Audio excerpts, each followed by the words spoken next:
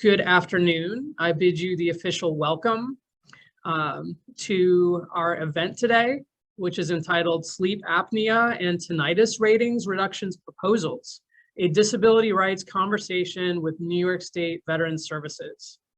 My name is Kristen Rouse. I am a proud veteran of the United States Army, and I serve as Deputy Director for Diversity, Equity, and Inclusion at New York State DVS. I'm grateful to every one of you for choosing to spend your lunchtime with us today.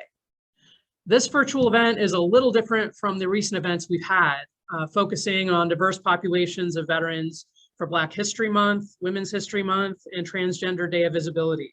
Today, we're going to focus on equity based on specific disabilities faced by veterans, but that may be experienced by us in ways that look or feel a little different in our veterans communities.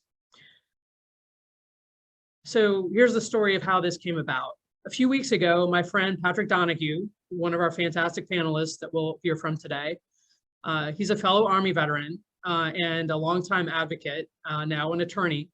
He called me and asked me, he said, Kristen, have you seen the VA's proposed disability ratings reductions for tinnitus and sleep apnea? Like it was like lightning.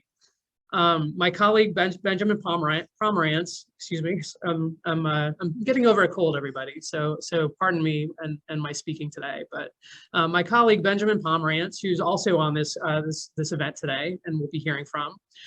So he's already been working on our agency's response to the VA's rating reduction proposal. But when Patrick called me, in those few minutes, it felt like a lightning bolt.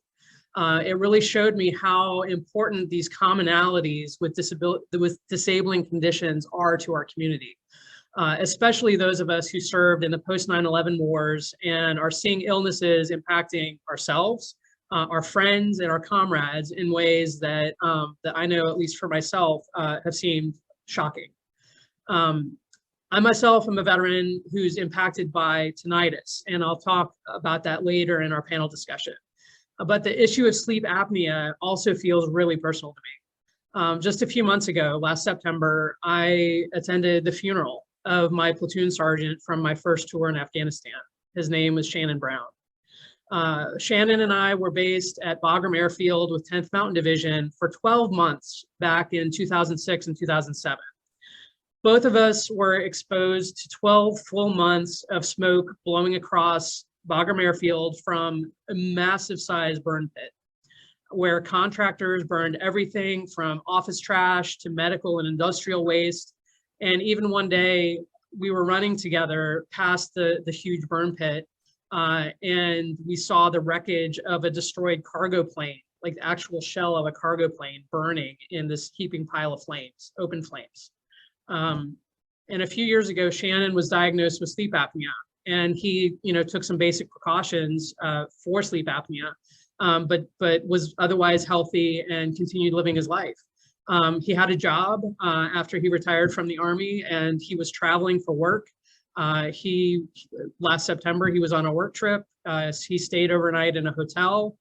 He fell asleep watching television. He liked to fall asleep watching silly shows at night to relax. And so he fell asleep with the TV on and he never woke up. He was 48 years old. And it still feels fresh. Shannon, he's in this photo right here. He's one of the angels on my shoulder, and he's one of the reasons why I do the work that I do every day. And I dedicate my work today and many days to the leadership and life of Shannon Brown. His life ended much too soon. But that's just one example of so many that I know so many of you can offer and have felt personally, as personally as I do. Many service members return home from deployments with obvious disabilities, visible injuries, or even injuries that are invisible that, thanks to medical research and advocacy, we understand much better now today, like post-traumatic stress disorder, traumatic brain injury, and many other injuries. But for many service members and veterans, we may not have serious service-connected medical conditions. We may have serious service-connected medical conditions that we may not yet understand are disabilities. or that the VA and medical research hasn't yet caught up yet to understand or recognize as conditions that are service connected, or the VA or medical research may not yet understand how serious, debilitating, and even potentially fatal these conditions are. Especially conditions that are related to toxic exposures from burn pits like the one I described that were prominent on all of our bases in Afghanistan, Iraq, and other places where we served. Ultimately, this is an issue of equity, and we need outreach and awareness throughout our veterans communities on these debilitating conditions, or at least the start of them, and awareness about them. I want to take this moment to invite all the veterans who are on this webinar today, or just in the reach of this, or in your own services, to connect with New York State DVS and to sit down with one of our expert veteran benefits advisors. We have veteran benefits advisors across our state who can talk with veterans about medical or mental health issues that you may be experiencing that could be service connected and could ultimately be debilitating and potentially life-threatening. We want to help you access VA medical care if you aren't already doing so, and we want to help you file a claim for service-connected disability so your condition is officially recognized by the VA and that you get what is rightfully due to you for that disability. Disability claims do not take anything away from other veterans. That's a common myth. Your disability claim takes absolutely zero away from any other veteran. And in fact, you standing up and being counted and having your service-connected condition counted by the VA, by the federal government, can help make those issues that you face more visible so that other veterans can benefit ultimately. Please connect with us. I'll drop that contact information in the chat. And also you have my email. If you just reply to this Zoom invitation, you will be reaching me. Let us know how to connect, and because we want you to get the care and the benefits that you're fully entitled to. So with that, I want to introduce our amazing panelists who are joining us today. We're also going to have, I believe, a couple folks drop in when their schedule allows them to. We will be joined by Dr. Praveen Rudaraju, who's a pulmonologist from Northwell Health. He'll be joining us today. He's an expert on sleep apnea. And on the line right now, we have Dr. Harriet Jacobster, an audiologist and expert on what I say tinnitus. She says tinnitus, tomato. Let's call the whole thing off. We will discuss that, how the pronunciation and who says what. But I'm also really proud to be joined by Brad Hazel, he's coming in from Washington, D.C. today. And I'm so glad that we're able to do these Zooms and bring people in who otherwise we would have a much more difficult time physically getting into New York. Brad is the Assistant Director for Compensation and Pension Policy for the National Veterans Service of the Veterans for Foreign Wars. So he is based in DC, working every day for VFW on policy and the advocacy that changes the situation for veterans nationally. So we thank Brad for all that he does, and we're really glad to have his expertise on the line today. Also on the call today, we have Patrick Donahue, who is himself a fellow Army veteran. And the reason why we are doing this event. He is a longtime advocate, the founder of Project 9 Line in Long Island. I've seen him do stand-up comedy with veterans. He's a tremendous entertainer, and also he's been such a powerful advocate for veterans. He's now an attorney, and he works on law and advocacy for veterans full-time. And so we're really, really grateful that Patrick is with us today.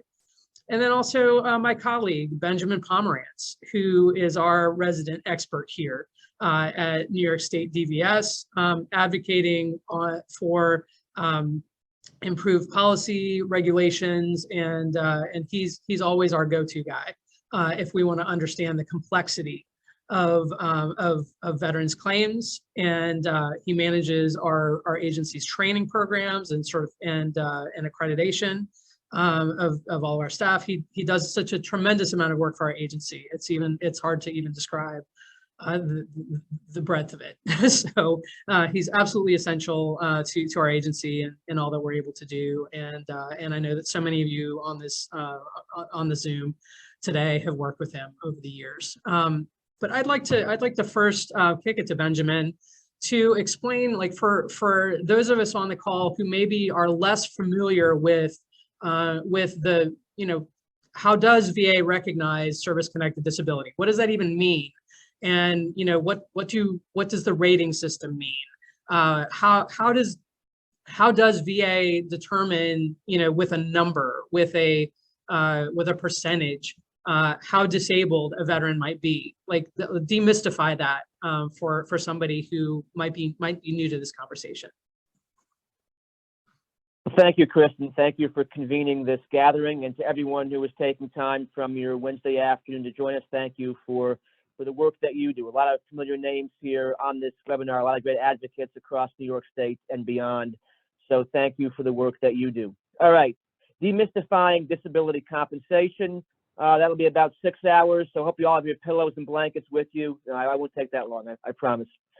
This concept goes back really to the beginning of our republic, right? Some of the earliest debates about veterans in this country involved what's the proper compensation to give someone who is disabled in service to that country, going all the way back to the American Revolution. And the debates continue, as we all know, to the present day.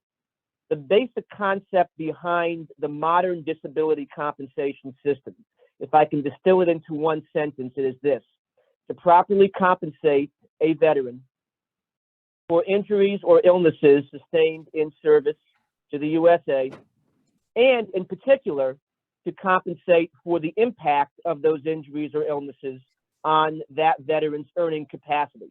That last part about earning capacity, that's going to be pivotal to our conversation this afternoon. You're going to hear that brought back a lot of times, about the fact that the idea behind this whole percentage rating system, disability compensation system, is about how adversely has your earning capacity post-service been affected by your injuries sustained in the course of that service. And we'll talk this afternoon about, okay, with these proposed regulations for sleep apnea and tinnitus, et cetera, is the VA actually doing that, or are they missing the mark? The way the system works as far as the mechanics of it is the VA receives a claim from a veteran for compensation. The veteran puts forth their arguments as to why they should receive disability compensation. And the VA basically looks at two things.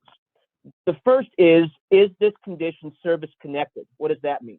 That means, is it at least as likely as not that this injury or illness was caused by or made worse by that veteran's military service? Note the words "at least as likely as not." That is our standard of review in anything in this space. Not beyond a reasonable doubt, not clear and convincing evidence, not a preponderance, none of that stuff. At least as likely as not. 50% likelihood, you win, all right? At least in theory. That's the way the law is supposed to work. That's the first thing the VA looks at. Does the evidence support service connection? If the answer is yes, they move to question number two. Question number two is, all right, your service-connected condition, how bad is it? How much does that condition impair or adversely affect your earning capacity? For each grouping, let's say, of medical conditions out there, from migraine headaches to mental health conditions to orthopedic conditions, you name it, the VA has what is referred to as a rating schedule. The rating schedule is contained in Title 38 of the U.S. Code of Federal Regulations, and they spell out for those different conditions or groups of conditions, okay, you have these symptoms, fine, you get a 0% rating. You have this set of symptoms, 10% rating. This set, 20%, 30%, etc., in increments of 10 all the way to 100. Now, some conditions, they get kind of tricky, and they jump over numbers. Some go 0 to 10 to 30 to 50 to 70 to 100. Some don't even ever get to 100. That's a whole different topic, which we may get to over the course of the afternoon. But generally, it's increments of 10, with 0% being the quote-unquote least severe, 100% being the most severe, okay? And they assign a rating based on what the veteran has shown with respect to their symptoms and how those symptoms match up with the proper rating in that schedule of ratings. Let me hit quickly 4 myths that often pop up in the disability compensation context. So hopefully anybody here who works with veterans or anybody here who has heard these myths yourselves will now know that these things are not true. Number 1, there is no income cap for disability compensation, all right? You can be a billionaire. If you have a medical condition that's caused by or made worse by your service, you can get compensation for that condition. There is no income cap. Secondly, there is no time limit to file an initial claim, okay? My record is working with a veteran who is 64 years removed from his last date in military service. Others of my colleagues have folks who have been even longer removed from their last date in service and gotten disability compensation for them. There seems to be prevailing myths out there of, okay, you have only 10 years to file a claim, or I've heard 5 years sometimes, or yesterday I heard 15 years. None of that's true. You can file your initial claim at any point in time, okay? And that's the work, like Kristen mentioned, that our agency does each and every day. So if you are 50 or 60 years or whatever number of years you moved from your last day in service, don't worry about that. You can still file that claim for compensation and pursue that claim to the nth degree, all right? Myth number 3. This one I hear far too often, and I understand exactly why I hear it, because we think of the VA sometimes as being this monolithic creature, right? The VA. In fact, the VA is broken up into different branches. And that leads to the common myth of, okay, I'm going to a VA medical center for medical care. And so they, of course, will file my claim for me if it becomes apparent to my doctors and nurses that my medical condition is linked to my time in service. That is not true, okay? That veteran who I mentioned that was 64 years removed from his last date in service, his first question to me is, why isn't the VA paying me my compensation yet? And the reason why he was saying that is he had gone to the VA for decades for his medical care, and he assumed that because he was going to the VA, that the VA was taking care of his compensation for him. Does not work that way. The VA healthcare folks and the VA benefits adjudication folks are 2 entirely different arms, and they do not always speak to one another, all right? So just because a veteran says to you, oh, I'm getting my VA benefits, I'm good to go, I've got my VA healthcare, that does not inherently mean that they're getting disability compensation for those conditions, even if their doctors on the healthcare side are saying, oh, of course, your conditions are linked to your time in service. The proper paperwork has to go to the proper people in the VA's complex system to be able to get compensation to be generated. Last myth that we hear all the time is client or claimant loses their case for disability compensation, and they make the assumption that that's the end of the road, that there is nothing further they can do. The VA denies them and that's it. And that absolutely is not the case. One of my roles with the state division is working with our agency's appellate units, where we do every day appellate work on behalf of veterans who were denied a case for disability compensation or some other benefit where that denial was wrongful. Okay, there are many avenues of appeal where you can say, hey, VA, you got this one wrong, and here's why you got it wrong. The VA has a substantial error rate when it comes to their initial claims, and that's why these appellate avenues exist. So just because you may have lost that initial claim for compensation, please do not go away thinking that's your only bite at the apple. There are many other opportunities that can be made available to you. Now, there are time deadlines involved in filing those appeals, so it's important to work with someone who is an advocate in this space who, number one, knows those deadlines, and number two, can get that set of documentation filed with the right folks by deadline, all right? But just because the initial claim has not gone your way, that does not necessarily have to be the end of the road, right? So 4 myths. Now you know what the myths are, what the realities are, and I'll turn it back over to Kristen. Thanks. Thank you, Benjamin, for that explanation. That was very clarifying, and every time I hear you talk, I learn something. And you know, just when I think that I know a lot, I keep learning more from you. So I really am grateful for you sharing that. Brad, could you talk a little bit about the process of like that you're looking at, like where VA is saying, okay, we have a rating system, here's what we do, you know, like just as Benjamin described, but now we're putting this idea, this proposal out for public comment. So there's this thing called the Federal Register. Like, could you describe for for folks who are absolutely not familiar at all with the policy work that you do, responding to this kind of thing? Could you explain for the unindoctrinated what the VA is proposing and what the process is around that, and if and what VFW is doing in response, and just sort of that process, so that we can understand the framing of this conversation about the VA's proposal. Absolutely, and thank you very much for having me. I'm grateful to be here and involved with us. So anytime the federal government wants to make changes to federal regulations, they have to follow a very specific process. Fortunately, one of the aspects of that process is informing the public in such a way that the public does have an opportunity to respond to the federal government and offer their insights to the federal government for those changes.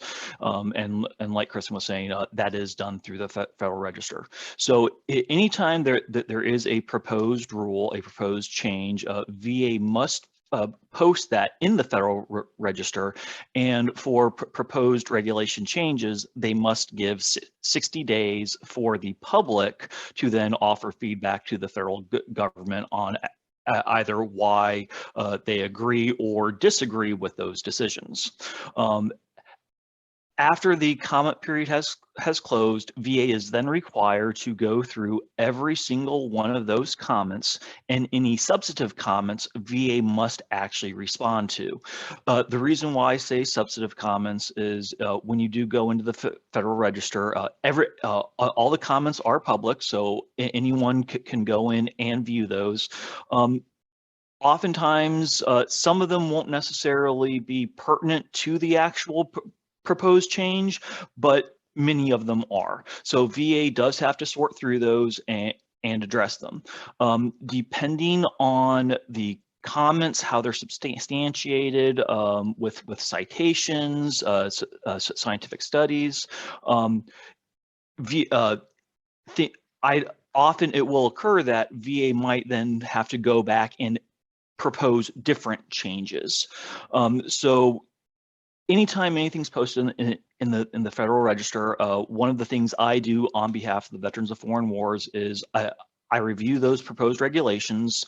I look at the sources the VA cites, one, to confirm that those sources are being cited appropriately, because unfortunately, one of the issues that I've come across when VA does propose changes is they will cite studies, but they will only cite the portion of the studies that are in favor of their proposed regulation, and it might be missing key aspects of the actual study or the overall intent of the study or the findings of the study. So what I'm currently doing on behalf of VFW is formulating our comments, not just from the aspect of the changes to the VA schedule for aging disabilities, the VASRD, but also how those impact access to benefits as a whole. Another check and balance that there is with the system is there is also a federal advisory committee. They're considered special government employees. They're only government employees for the purposes of those specific meetings. So it's an independent body that then comes together that also looks at those changes to then offer input. I am fortunate that I'm actually able to, that I actually serve on the advisory committee for disability compensation. And we've already had one meeting since these proposed changes. And we are actually going to be holding more meetings so we can also formulate a response directly to the secretary pertaining to these changes as well. Kristen, does that in a general sense kind of go over the type of information you were looking for, or did you have any specific questions? Absolutely. Yeah, that's really illuminating. And also like just that you were, VFW and many other, national veterans organizations, you know, the legacy VSOs, the big six, are there every day in DC and interacting with senior VA staff, and to hear, you know, that you're advising the VA secretary directly, and you know that there's a constant stream of input. That doesn't mean that everything goes perfect, but it means that that the views of veterans do get to the structures that are supporting us. Like, there is an ongoing conversation, and so you know, so public comments do matter. Your membership in organizations matters. Your, you know, raising your voice within these organizations, it matters, because it does influence, like, the work that you do, Brad, and the voice that you have at, you know, your seat at the table. And so you know, so it's I mean, it's great to know that, like, you're there, you're there, and part of, you know, part of this process. But could you maybe talk about, like, what you know, what are you, and, you know, what's VFW and, you know, other organizations doing in terms of, you know, you mentioned the public comments, but, like, could you just maybe talk about what you can of the response that you're helping VFW make to this particular, you know, maybe not in detail, you know, about the conditions, but, like, just sort of the process that VFW is following to submit comments, to be substantive and influential on this particular proposal. Absolutely. So as soon as the comments were published in the Federal Register, immediately started reviewing them, so we could start to identify inconsistencies or potential concerns. Additionally, we also started to hold meetings with some of the other larger veterans service organizations, so we could also present a unified front to the VA, and not only that, that way, instead of only having one individual from an organization looking at it, everyone coming together, expressing our concerns, because there might be other aspects that I might not have considered that another organization might have come up with. Pertaining the proposed changes to the VA rating schedule that we're discussing today, we are extremely concerned about VA wanting to not allow tinnitus to be rated as its own disability. That is a significant concern for us. For those that are on the call, just because a veteran has a disability doesn't mean that VA will necessarily acknowledge or compensate that disability. And one of the key points that I do want to bring up is with hearing loss. A veteran can be diagnosed with hearing loss by VA, and yet can submit a claim for hearing loss, but VA can still deny it because it doesn't meet the criteria for hearing loss for VA purposes. Well, if they have no service connection for anything, and they don't meet income criteria, then they might not, it's very possible that they might not actually have the ability to access VA healthcare. So in an instance like this, a veteran might have tinnitus, where it's clearly caused by service. They might have hearing loss, but the hearing loss might not be bad enough by VA standards for it to be compensated. And this proposed rule would essentially now prohibit that veteran from receiving health care from VA for that. Whereas currently, if a veteran does have tinnitus and it's service connected, a VA audiologist can issue hearing aids that can essentially create white noise and do different things to make that more manageable. Well, this proposed change would essentially eliminate that veteran from being able to receive healthcare at all. with VA healthcare, there's different priority groups based on overall rating criteria will determine where that veteran is placed in that priority group. And with the reduction for sleep apnea, right now, if a veteran has a service-connected sleep apnea, requiring the use of an assisted breathing device such as a CPAP or APAP with the 50% rating, that would automatically place them in priority group 1 for VA healthcare, which is very appropriate considering the other medical conditions that over the course of time, sleep apnea, the overall impact that has to the body, which once again, but by this proposed reduction to the rating schedule, it would essentially take those veterans, they would still be able to receive treatment for the sleep apnea.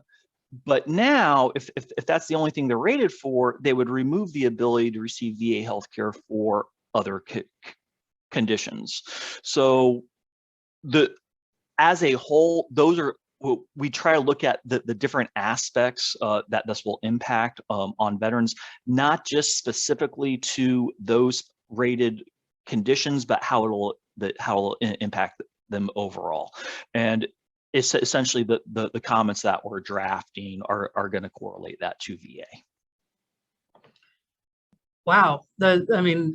Thank you for going in depth on that. Like that, I mean, that's like, this is the real work. And it, because like so much of, just managing percentages, numbers, quantities, is really, it's opening the door or closing the door to veterans in their ability to access, as you're saying, not only service-connected disability, but also the healthcare itself, and because of these eligibility rules. Patrick, you are who brought this, to my attention, and Benjamin was already on this, but just like veteran to veteran, like you're like, hey, Kristen, did you know about this? This is crazy. But, can you talk about, how, what you're looking at in this VA proposal, and how you're looking at, you've been crafting essentially comments that rebut this proposal, and that you're going to be submitting as an attorney. Because again, this is open for public comment, and it's open for public comment until April 18th. So today is April 13th.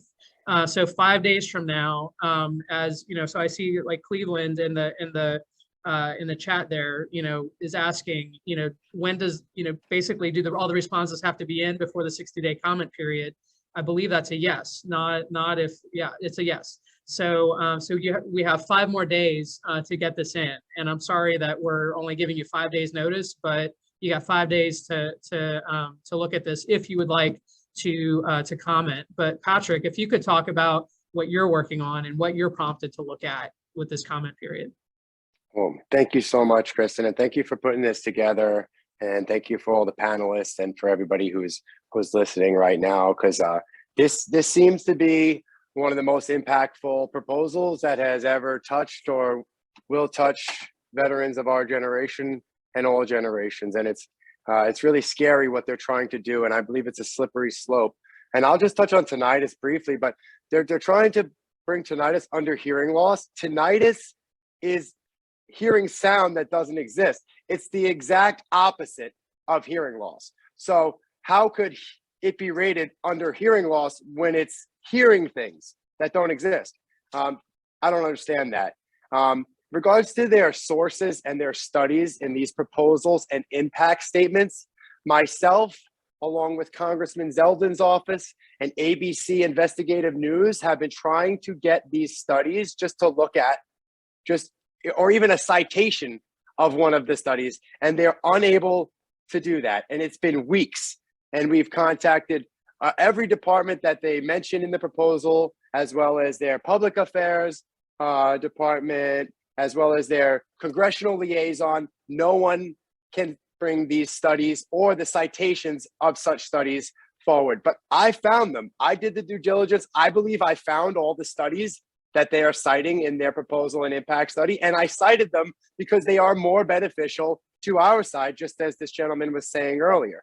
right? So I don't even see where they're getting their information from. And this whole proposal rests on these alleged studies. And one of the studies that they cite in the economic impact study, which is of no help to them at all, was done in Iran in 2013. It's not even an American study. So out of the two citations I could find, one done by the American Academy of Sleep Medicine, which is far more favorable to our side, and the study from Iran, of all places. I mean, you can't make this stuff up. We can't do our own studies to provide information that is the backing for the proposal to remove $100 billion of benefits from disabled veterans. I mean, this is it's very odd thing we're facing. So this new proposal regarding sleep apnea is going to eliminate over 90% of people that would be due 50% rating currently. It'll put them at 0. That's what the VA is saying. And that's going to save the VA like $56 billion just over the next 10 years. Now, why this is alarming is because we're starting to win our sleep apnea cases. The nexus has been proven. The hardest thing to prove is not the exposure. It's not the current diagnosis. It's the medical nexus connecting the two.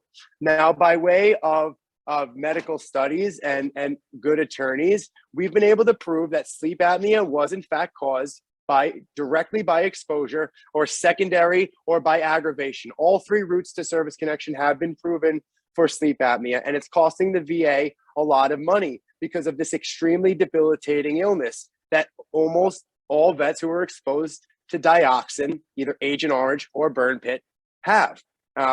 So they claim that they are going to not touch anybody who's currently rated.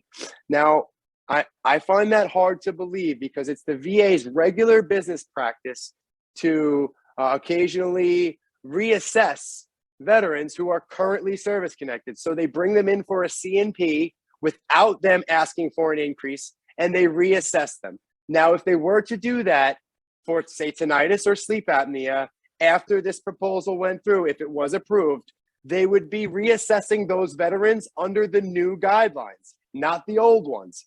So I find it hard to believe that VA is saying with a straight face that they're not going to touch anybody who's currently rated.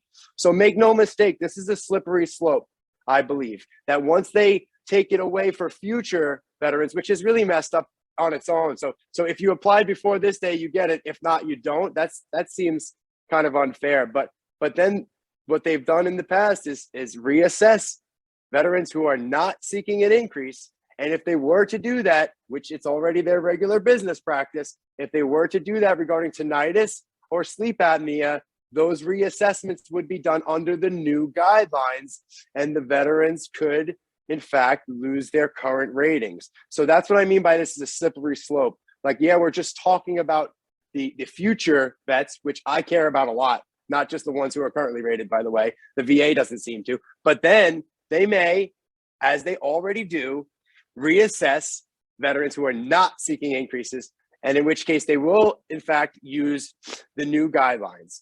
So I've been asking the VA some very simple questions that they can't answer, and alongside asking them for their studies and citations for these proposals. And so has the VA ever studied sleep apnea's relation to burn pits, or its relation to PTSD, or its relation to PTSD medication, or to TBI? Have they ever done studies seeing if there's any correlation between those? I don't know.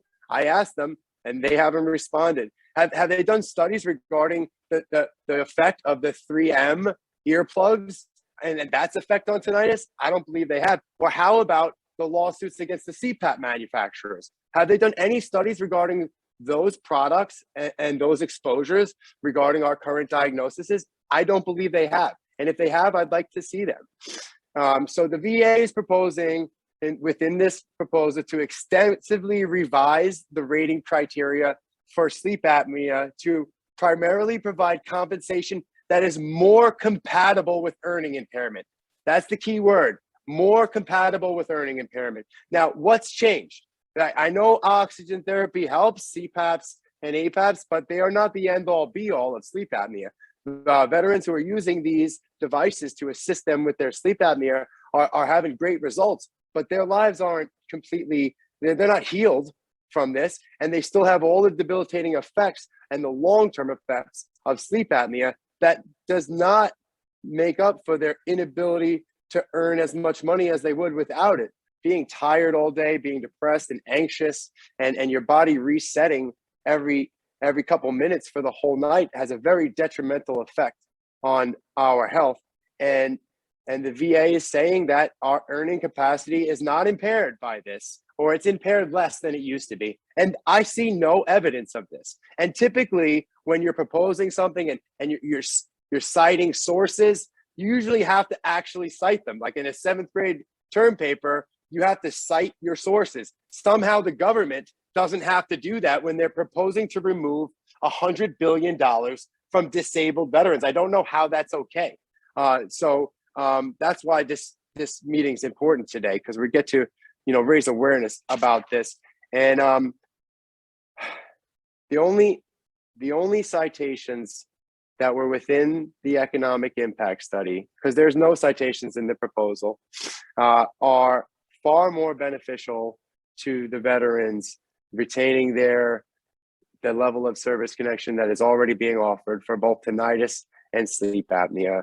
And unless they have or can produce studies or cite anything that shows otherwise, we as Americans need to let them know we're not willing to stand for this, and we're not going to allow them to make these changes. This is, thank you, Patrick, for just ringing the alarm bell on this. And Brad, did you want to chime in right quick? If I could, just real quick, because I am under the impression that a lot of people on this call are accredited reps that help people that help veterans with their claims. Mm-hmm. With what Patrick was saying, especially how VA has said that, this is not going to have an impact of those veterans that are already rated for this. If any of you do see VA reduce veterans rating based on this new criteria only, that is against regulations. 38 CFR 3.951 specifically prohibits VA reducing a rating based on a change to the rating schedule alone. So if you do see veterans that are already rated, say 50% of sleep apnea for use of CPAP, and the VA brings them in for a routine future examination, and they do propose to reduce them based on the new criteria, please, please, please strongly advise the veteran appeal that reduction because that is against regulations. Thank you. Yeah, awesome, Brad. Thank you for clarifying that. And representing veterans in their claims it almost requires a law degree, right? The level of expertise is really so complex, and there's veterans who file their own claims, and many have success. But again, if you're a veteran out there and and you need assistance with your claim, like, we are ready to help you, New York State Division of Veteran Services. And also, the VFW is also able to, they're accredited to represent, and there's attorneys who are ready to help with more complex issues. But please get the help that you need. We can be a conduit for you to get the assistance that you need to file your claim and to get what you are due. But I want to next invite a veteran who is a fellow Army veteran.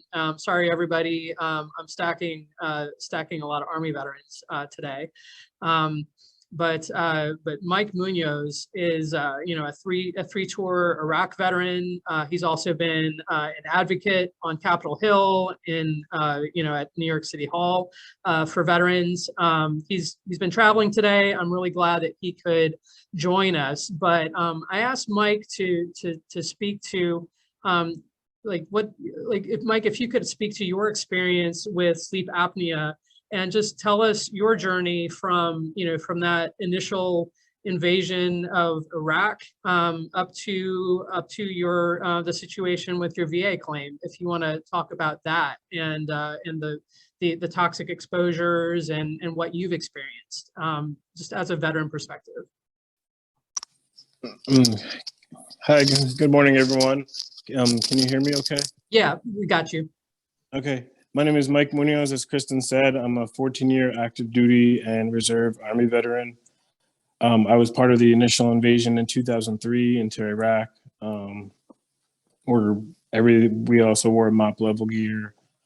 In Iraq, we burned everything, as everyone knows, but in the beginning, we had, that was where, for me, the burn pit started. We burned everything from our fecal matter to trash. So as you know, as you've been talking today, I returned from my second deployment in September of 2006, and I ETS'd in January of 2007. I was in a classroom 2 days later, starting college. I initially applied for, I'm not sure if everyone aware, I had TRICARE for 6 months when I got out. And in that time, towards the end of it, I got diagnosed with sleep apnea within 6 months of ETSing and within a year of returning from Iraq. I was initially denied a claim because it wasn't in my service record. This was in 2007, before post 9/11 GI Bill, or before any of this came, any studies or anything was done. So back in those days, if it wasn't in your record, as we all know, the VA's favorite statement is not service connected. At the time when I was ETSing, there was a record number of enlisted and officers leaving the service due to high tempo and deployments. So the sleep clinic at Fort Campbell in the fall of 2006 was fully booked, and it was never noted in my records. So that is one of the reasons they say I was not service connected, because there was nothing in my records.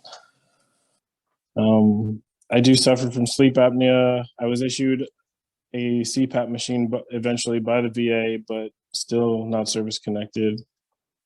I have difficulty using my CPAP machine because I sleep on my stomach, and no matter what pressures they've adjusted the CPAP machine to, my body just, I fall asleep with it on and I wake up with it off, and I rip it off because it doesn't work for me.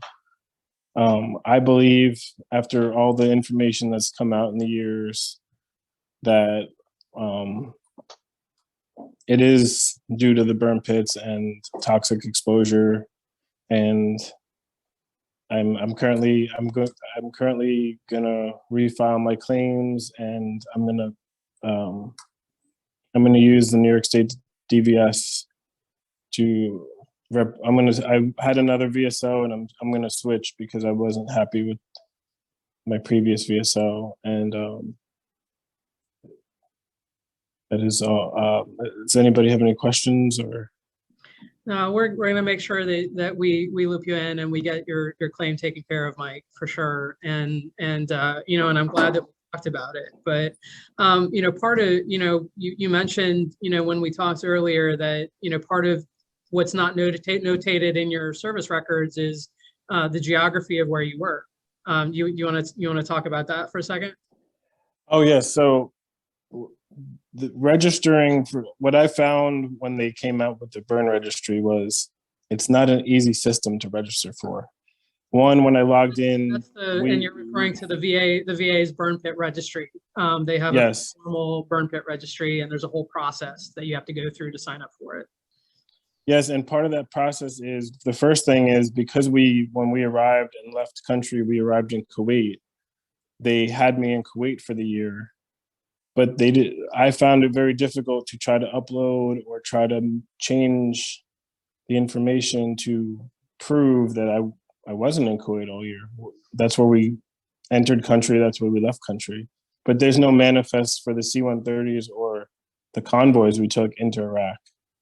So the website I'm dissatisfied with, and every time I've tried to start it, sometimes I get motivated. I'm like, you know what? I'm gonna spend a couple hours on this, and it's so frustrating dealing with it that, for my mental health, I have to log off. So I'm gonna be working with the VSO, as with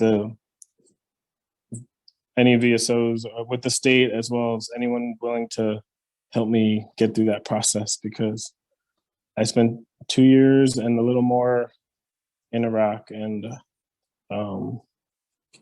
this is something that we're fighting for now, and I just think it needs to be improved. Thank you so much, Mike. And I'm really grateful for you, finding a quiet place where you are and to share that story with us. Because Appreciate it, Kristen. I mean, your story is so much like the veterans that we serve. I mean, like you are the veteran we serve.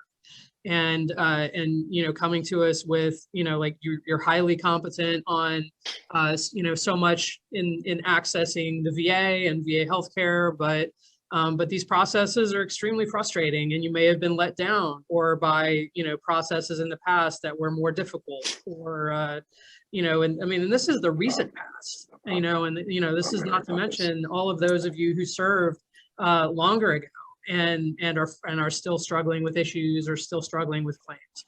And so, so Mike, we're going to take care of you, but also I encourage veterans who are on this call or, within the organizations that you serve to, to step forward and let us work through this with you. But just to, that's touching on Mike's issue with sleep apnea, and I just want to give voice to my own experience with tinnitus. Like I've served in the military for 27 years, and been exposed to all measures of weapons firing, aircraft, loud vehicles, and and over 3 tours in Afghanistan where I was preparing for deployment on weapons ranges with earplugs that weren't always the best. Because maybe I forgot my good ones and I was using the little foamies or, other ones. But, weapons ranges, all of the, the pre-deployment qualifications, but, all of my travel and deployments were on aircraft, whether it's, C-5s, C-130s, but also helicopter lifts all across Afghanistan. And sometimes, like, especially on helicopters, like you gotta scream at somebody to say, "Where are we?" And you take out your earplug and everything's like hissing outside. It's just like, it must be like outer space or something where it's just like loud, it's like you don't even register it as noise, it's so loud. And you're like trying to like get someone to scream in your ear what stop they're at. But I never realized the damage I was doing to my hearing. Fortunately, I still have very functional hearing, but I know it was impacted by that. But it really didn't occur to me until I was talking with, over the last couple of years with, I mean, my last deployment was in 2012, so this was, the damage was done quite some time ago. But in the last couple of years of, talking with my spouse, talking with a therapist, trying to put words to how I'm thinking through something, how I'm experiencing something, thinking through that, I finally heard the tinnitus in my ears. I finally heard the loud ringing in my ears that is constant. That is maybe, I've described as something in between a pinprick that's constant and just a loud screaming noise that I just try to tune out.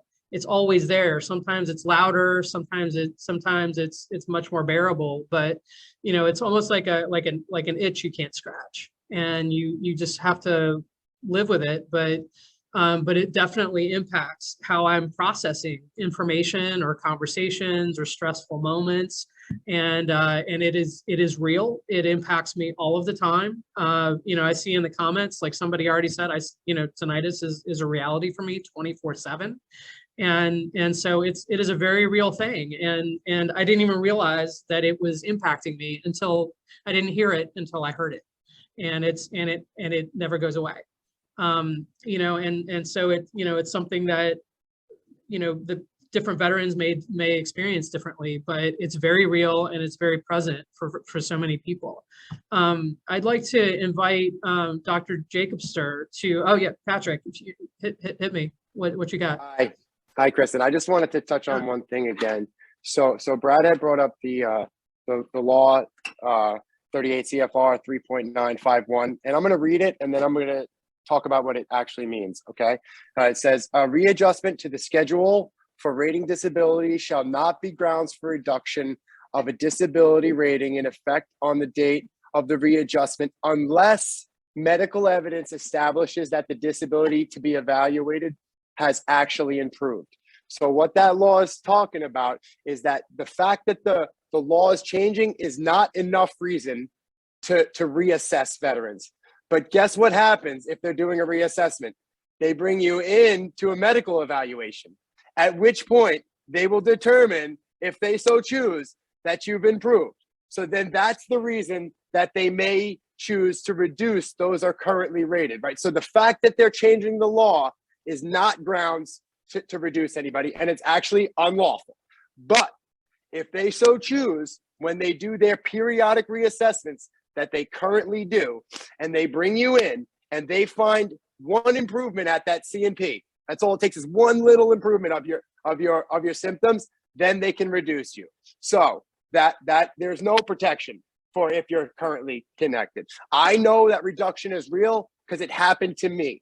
I was reduced. They called me in for a C&P, and I had a law school final that day, and I could not go. So I told them, hey, I can't go, but I'm willing to come another time. So they never reached back out to me. I forgot about it. A year later, and this is right before I'm about to graduate law school and start studying for the bar exam. The rug got pulled out from under me. I got dropped from 70 to 0 effective a week from that day. That's how I was notified. I was notified that on October 31st, your payments will end. It was like October 20th.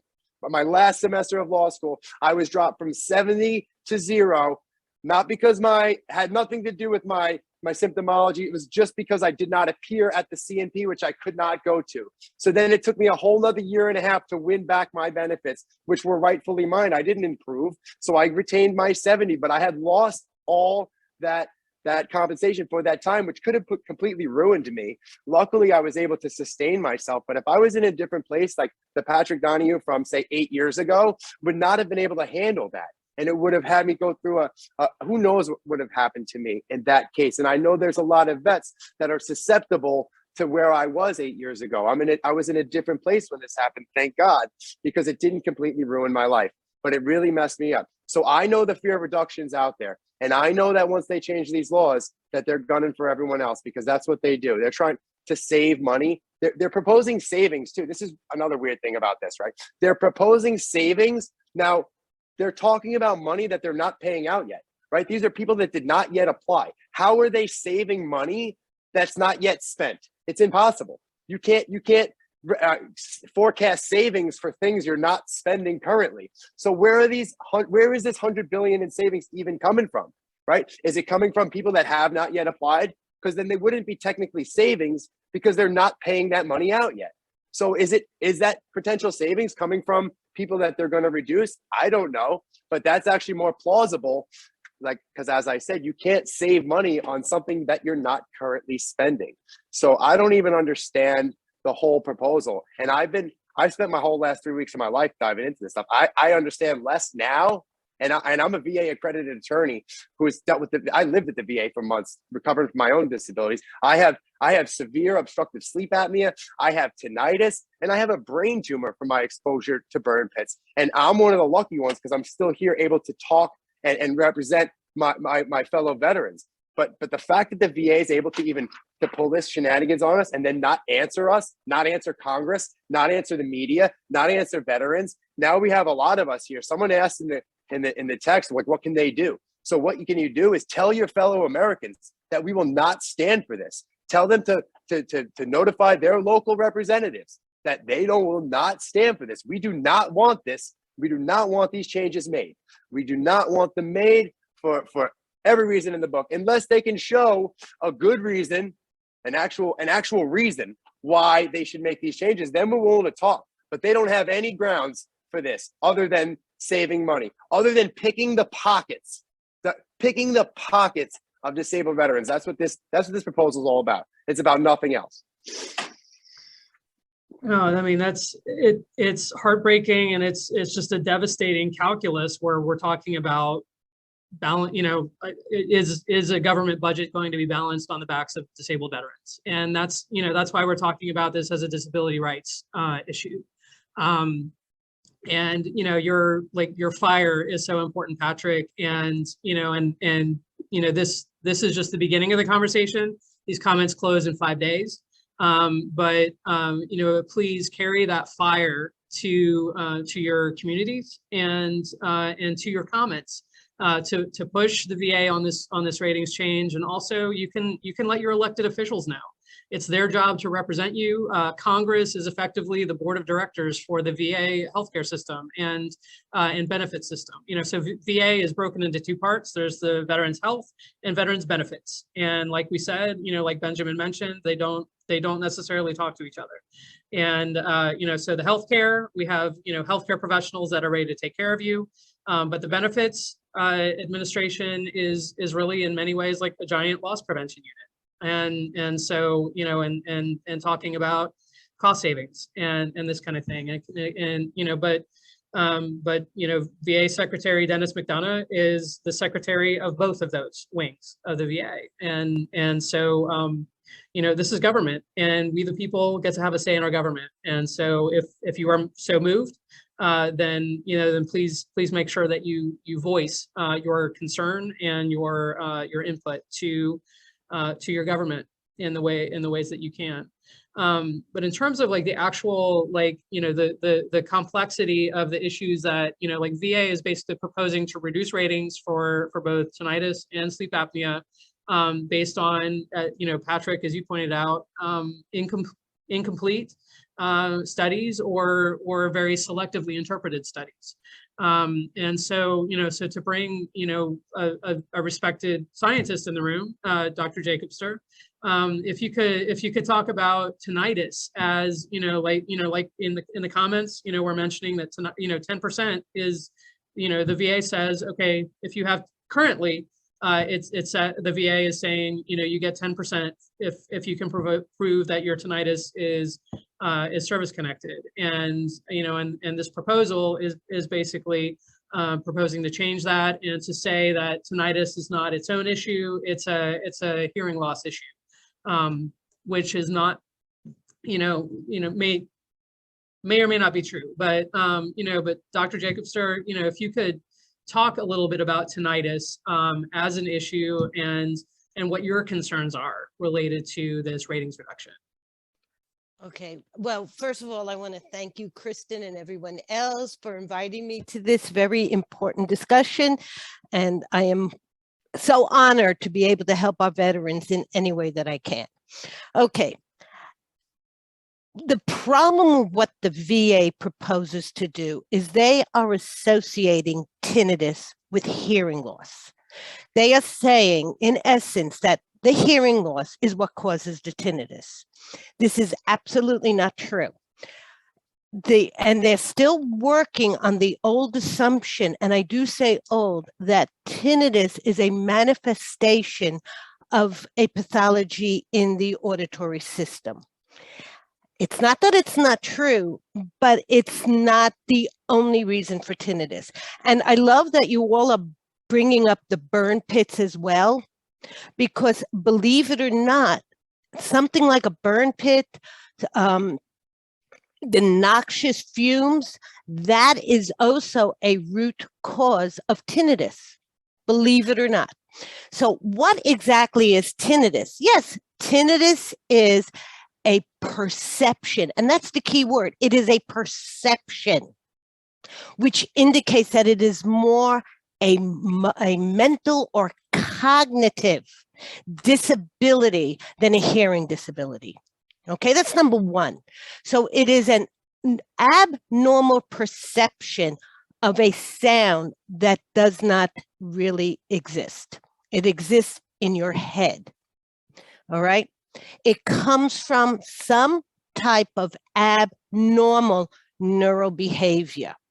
The fact that hearing loss and tinnitus are the most common comorbidities is what the VA is in essence saying, well, if you have one, you're going to have the other. Okay. Yes, noise is one of the most common causes of tinnitus, but it is not the only one. And like I said to Kristen before, do you know that you can have a neck injury? Perfect hearing, never been near noise, never been anything, but you get a neck injury, you twist your neck, you can get tinnitus because of the neural activity from your neck to your brain. So what is tinnitus? Well, there's all different types of tinnitus, and everybody reacts to the tinnitus in a different way. So just a few statistics. Some of the statistics from the American Tinnitus Association estimate that about 50 million or more people in this country have reportedly suffered from tinnitus. Okay? Of those 50 million, anywhere from 5 to 10% suffer so much from this mental condition that they can't work, they can't concentrate, they cannot socialize, they cannot even sit and read a book in quiet because this noise is so persistent.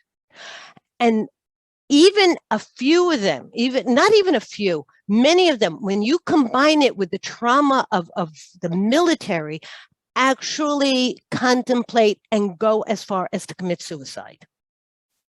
All right. And they are relegating this condition that has such a mental impact on people, an emotional impact, and saying, yeah, well, it's not really a disability. Well, then they are going against their very definition of what a disability is. If a disability, according to the VA, impacts earning, is an earning impairment, and it cannot be treated, or many people are so affected by this constant sound in their head that no, it affects the brain. It actually alters the memory and concentration centers of the brain.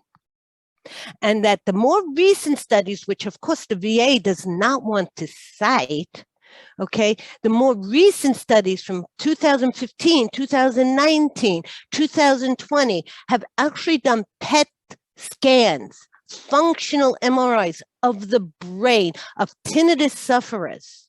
And they actually see those parts that are affected by concentration, by memory, have decreased neural activity. That is not a hearing loss. That is a brain loss. That is a cognitive loss. So let's take the burn pits, okay? So let's say you have a veteran been exposed to noise and the burn pits. And I don't know if any studies yet have been done on the association of burn pits per se, but there are very definite correlations between noxious fumes and certain chemicals that will cause tinnitus. I'm sorry, I lost my thought. So you have a veteran. They've been exposed to the burn pits. They've been exposed to noise, to gunfire, and they have tinnitus. But because of this new ruling, they are going to be denied that disability because it's the hearing loss. The hearing loss caused the tinnitus, when it is borne out by scientific fact that is not always necessarily the case. And as Patrick mentioned, and as Brad mentioned, to relegate this debilitating condition, yes, some people don't suffer as much as others. And if you ask me, I think just a 10% static rating is, even that is incorrect, is not even sufficient. And another proof that this is a mental condition, not just a hearing condition, is that how do we really treat tinnitus? How do we really treat it? The most effective treatments, you don't just put a hearing aid on. That's not going to do it. The most effective treatments for the tinnitus are cognitive therapies. We have to alter the thought, the way the brain actually neurologically works to treat the tinnitus correctly, to treat it effectively. effectively. That's not a hearing loss. Questions? That is so important. And I mean, thank you, Dr. Jacobster. That is so important to know. And I mean, and like that, I am informed. I have learned, and and as you pointed out, like like sort of the layperson to the audiologist yourself, and also the tinnitus, like the doctors definitely say tinnitus, and the rest of us who are advocates or describing our condition, many of us will say tinnitus. Again, tomato, tomato, but thank you so much for informing us on that. I know, Benjamin, you wanted to share something. Please, please speak up. Great, and thank you again for all the panelists and the comments that are made. Very informative and right on point. In working with my colleague Paul Stokes in putting our public comment together, there's two themes that kept coming up. One theme is unrealism or unrealistic, right? There's so much what the VA is proposing here that is unrealistic. It is unrealistic, as you heard Dr. Am I on mute or am I off mute? You're good. We can hear you. Okay, I guess I have a weird warning on my screen here. As you just heard, there is unrealism in saying, oh, tinnitus or tinnitus is a byproduct of hearing loss. No, it's not. That's not what the medical science tells us. It's unrealistic to say, oh, you've got a CPAP machine, you're good, right? Everything's fine, right? No impairment at all on your earning capacity. No, that's not what the realism of the situation is. So unrealistic is one theme. The other one that we have not talked about as much today yet is ambiguity. And I want to highlight that because the Secretary of the VA has certain obligations defined for the Secretary by federal case law when it comes to ambiguity. Jones versus Shinseki from the U.S. Court of Appeals for Veterans Claims. If the Secretary wishes to establish a diagnostic code containing specific criteria for a rating, it is his obligation to do so clearly, not ambiguously.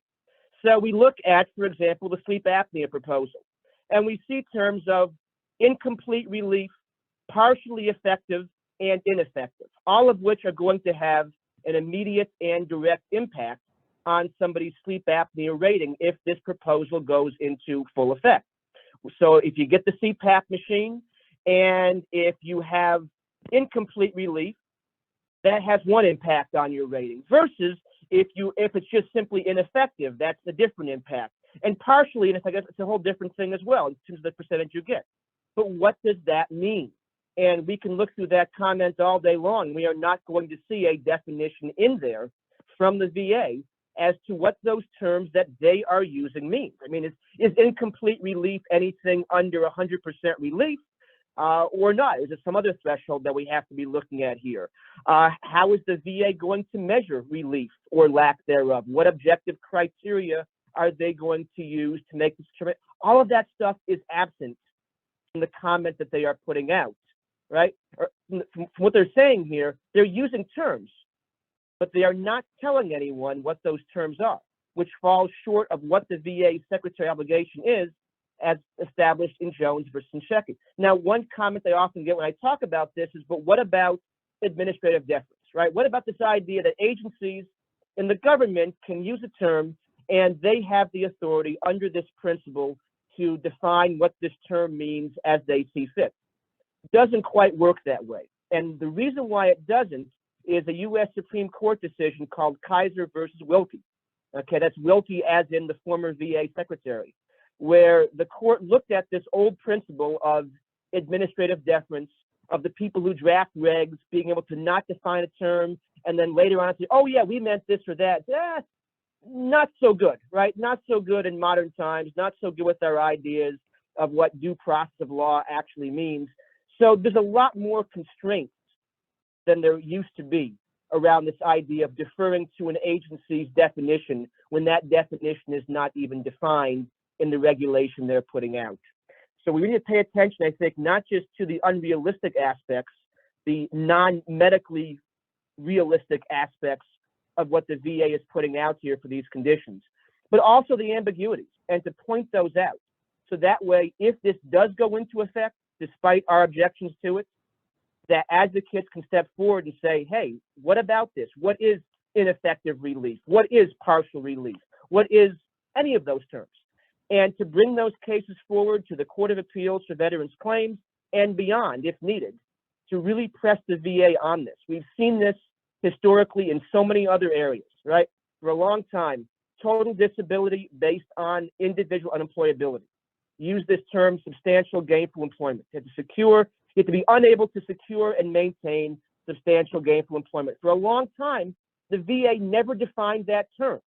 And it took the courts, and a case called Ray versus Wilkie, to say what that term actually means.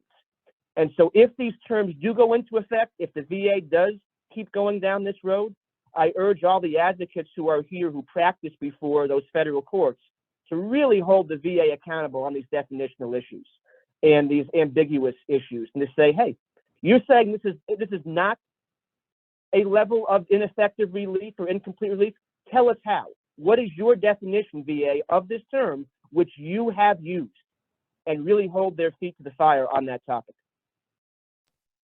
That is a great point, and we're so fortunate to have, I mean, your expertise, Benjamin, and I mean, like, we got two attorneys on here, Benjamin and Patrick, and, you know, and a doctor, Dr. Jacobster, and also just a note that it looks like Dr. Praveen Raju from Northwell Health was not able to get on with us today. We can backtrack what those, what the technical issues were on that, but hopefully we can bring you some additional information on sleep apnea in a follow-up.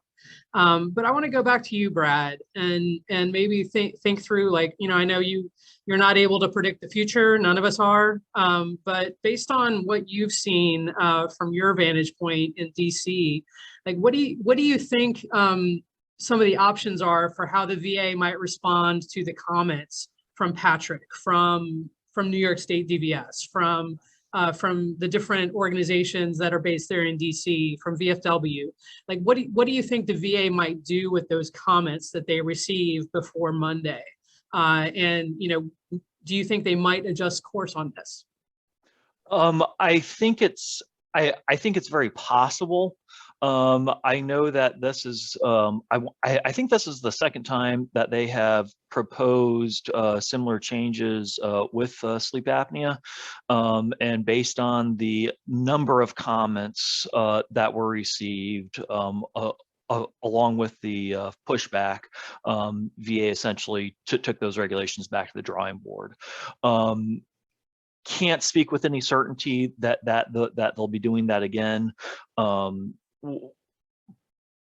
The fact, and I know we're talking about the ENT OSA tinnitus, but the fact that they released them at the same time that they released the proposed changes to the VASRD for mental health, I think that's how VA was trying to offset costs. But based on the fact that everyone is coming together, I'm certainly hopeful that VA will go back and redraft regs. We are the VFW is going to be respectfully requesting that pertaining some of the proposed changes. We'll wait and see whether or not they actually adhere to that or not. I do know there's going to be some other additional follow-up conversations between the advisory committee for disability conversation, and they're going to be publishing a report to the secretary, and based on the conversations that have already taken place, I believe that they are along the same train of thoughts that all the advocates here are saying. So I'm certainly hopeful, but until I see VA start responding to comments, we'll wait and see. And from your vantage point, do you think that like maybe pressure from members of Congress or senators or, you know, or other, you know, other folks in DC, like, would that be helpful towards this cause? Absolutely, it definitely would not hurt. So absolutely, the more awareness that can be raised for a multi-front approach, absolutely, it would definitely help. Yeah, and again, like I just can't thank you enough, Brad, for all that you're doing on behalf of veterans. You know, for the VFW and working with all the great advocates there at the Capitol for veterans. You know, and so a question in the chat from Cleveland asking about the VA's authority to even make these changes unilaterally. So Cleveland is saying, you know, per 38 CFR, can the VA even do, like, what's their right to do this? And what recourse do we have? So the recourse that we're talking about is this public comment period that's open until Monday. But Benjamin, could you speak to the VA's authority, or Brad, you know, jump in? Sure. So I'll lead off if you want, and Brad, feel free to jump in, Patrick, and anybody else as well. I mentioned at the beginning, the VA has that schedule of ratings, right, which talks about what the proper percentages and the criteria are for different disabilities. That becomes the basis of their authority here. This is a change or a series of changes to the schedule of ratings. And the VA has the authority under their rulemaking ability as a federal agency to go in and say, okay, we are going to adjust these regulations now in terms of the rating schedule and develop new criteria, according to them, based on more modern medical science. And of course, you've already heard plenty of rebuttals to that concept here. What's important to keep in mind, though, and this goes, Cleveland, to your question about recourse, beyond the public comment itself, one of the things that we have to, and Philip has it right on here in chat, Philip writes here, can congressional legislation overrule VA rulemaking? Very good. That's exactly where I'm going. Because a regulation of a federal agency cannot outpace the statute that enables that regulation to exist, okay? So in the hierarchy, a statute outweighs a regulation. So if Congress were to say in some way, shape, or form, hey, wait a second, this type of process with respect to these conditions that we're talking about here, tinnitus, sleep apnea, et cetera, is not acceptable for the following reasons, that could be a role that Congress could play to head this off at the pass. The other recourse, of course, if this does go into effect, is the court system, right? Where the courts can say the VA has, in doing this, gone too far. The VA has, in our judgment, done things that they are not authorized by federal statute to do. We see an example of this right now with the caregiver program, with the class action lawsuit of Bodette versus McDonough, where the argument there of the class is, look, you've gone too far. The statute that developed this program said X, Y, Z, and you've gone beyond the confines of X, Y, Z. So that can be recourse as well. So there's different ways you can attack this to either prevent it from happening, or if it does go into effect, to hopefully get it scaled back. Perfecto, right on. Thank you, Benjamin. And Patrick, you wanted to interject? Sure thing. So these panelists are amazing. I learned so much today, and I thank you all for your time. And I wanted to touch on something that Benjamin was speaking about, the ambiguity and how veterans are going to, if this goes through, how we can even prove that our condition exists and the symptoms are still bad and that our ability to earn is still impaired, right? So the only way to, at this time, I believe, to check the severity of sleep apnea is to do a sleep study. So you're telling me that they can only do 2 sleep studies per night in all of Long Island. At the VA in Northport, they can do 2 veterans per night. So the list of veterans to have their initial sleep study done to get their initial diagnosis is 6 months long. So now, if we bring all these vets back in that are trying to prove that their symptomology is still meets the 50% criteria, that means they're going to have to do sleep studies every 3 months. That's impossible. So even if, you know, we get through all the ambiguities that Benjamin brought up, which is a very important aspect of this, but then the burden of proof. How, in any way, is a veteran going to even have a sleep study to be able to prove that their symptomology is still the same as it was in order to retain their current level of service connection? It's going to be next to impossible to do based on the current level of sleep studies that they can even do in a day, which is 2 per day. So I wanted to touch on that because the burden of proof is already very difficult to achieve, but then how to prove it, right, is going to be very difficult because you'd have to actually do a sleep study, which to go to the VA and do it is a very long wait list currently. And that would only get longer if they were having to do multiple sleep studies in order to prove the current state of veterans' sleep apnea. So it's a very difficult thing they're even trying to do in the best case scenario. So I just wanted to touch on that. But again, I just want to thank you all for caring so much about veterans and for your time and expertise regarding this, because I really learned a lot listening to you all today. So thank you. Thank you so much, Patrick. And that is such a great point.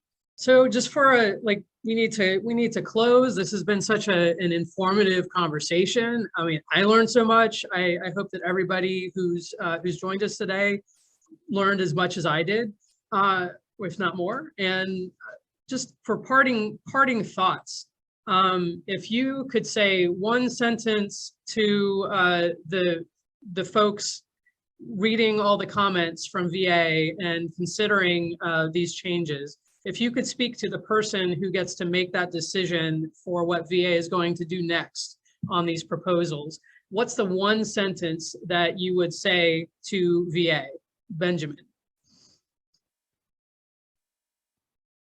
Write with clarity and consider the full realistic effects of these conditions upon veterans, not the effects that you might just find in some textbook or some old study from years past. Dr. Jacobs, sir. Just because a condition coexists with another condition, such as tinnitus coexisting with hearing loss, should not negate the disability that is presented by that condition itself and separate from the other. Tinnitus stands on its own as a debilitating condition that affects a person in every aspect of his life, her life, totally differently and apart from hearing loss. It has different causal reasons. It has different implication. It has different treatments. It is a different animal completely, totally, that affects everyone in a different way. Mike, what would you say to the decision makers at VA on these proposed rating reductions? I would say to them to remember the oath that our veterans gave and the promise that was given to veterans that they will be cared for after we sent them to war. Word. Thank you, Mike. Patrick, what's your, I know you have an entire packet to send them, but what one sentence would you want to top line for the decision maker at VA on these rating reductions? Oh, thank you. So I don't believe that money savings should be the predominant factor in this regard, especially since we've spent $2.5 trillion fighting these wars. And it is our duty to take care of our disabled veterans when they come home. Absolutely. And Brad, I'm going to give you the last word. What's the one sentence you would say to the decision maker at VA? I really wish I could have gone before Patrick. We are people. Veterans are people. We are not statistics. It is not, VA's job is not to balance the government budget. They should not be making these changes based on budgets, based on cost savings. All veterans took an oath. Changes to the VASRD should be based on medical literature and impairment to earnings. VA should not be making these decisions based on budgetary matters. Absolutely. And if it's not obvious already, I am in full violent agreement with each one of you. Thank you to all of you powerful, amazing, informative, important panelists. Thank you so much for sharing your experience and wisdom with us. Thank you to everybody who joined us today for this important conversation. Again, the public comment is open on these VA proposals until Monday. I dropped the link in the chat, but you will see a follow-up email from me within the next day or so. There will be a video of this event available on our YouTube channel. I will send you that link. I will send you some additional information, some links to studies, and some links to some of the items that we talked about today, as well as to where you can go and make your own comments. And we encourage you to express yourself to our government so that it can do the bidding of the people. Thank you for your time today. And with that, we will wrap up this Zoom. Thank you so much. Thank you all. Thank you. Thank you. Thank you. Have a great day, everybody. You too.